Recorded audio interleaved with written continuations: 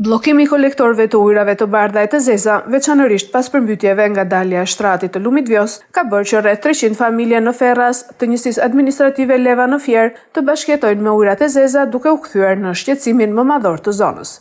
Sipas tyre, problematika ka nisur pas ndërtimit të linjës së re nga një firmë private rreth 15 vite më parë.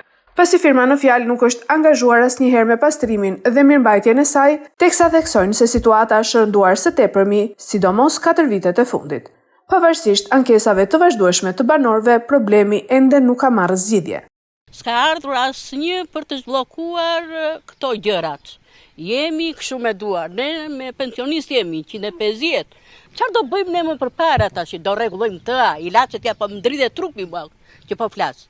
Prandaj, shikoni ju, bëni për popullin e shkret, edhe ju të hani, po edhe populli të jetë e kënaqur. Jeni ankuar ju për këtë situatë?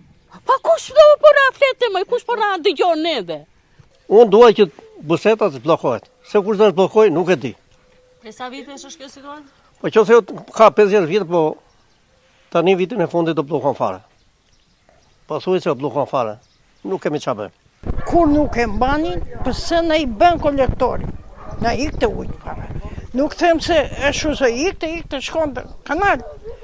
Na që kjo kur u bë kolektori, e shngritu rruga, ngellën në borët grop. Ujtë edhe të shiut që bje këte, kthehet vjen atje, më vjen të shkallë. Situata paraqitet më problematike tek pallatet e zonës ku ujrat e zeza dalin në sipërfaqe duke u kthyer në burim infeksionesh, por edhe konfliktesh të vazhdueshme mes fqinjve. Gjithë problemin e ka ky zotnia në kat parë, ne jemi në kat dytë. Tani mua do mi vëri një tapaj poshtë edhe të notoj dhe unë lartë. Se kështu të vej kjo punë. Ja, ka që duam zgjidhje. Duam zgjidhje nga komuna. Ata përrim frën gjumë. Po ne që i paguajmë të tëra detyrimet me një pension 200.000 lekë?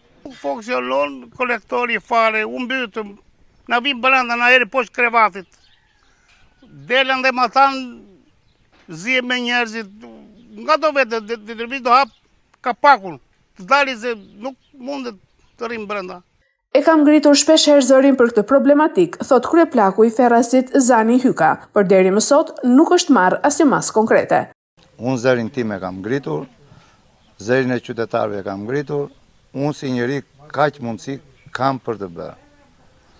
Dhe inshallah dhe zëri im dëgjohet dhe zëri i qytetarëve dëgjohet.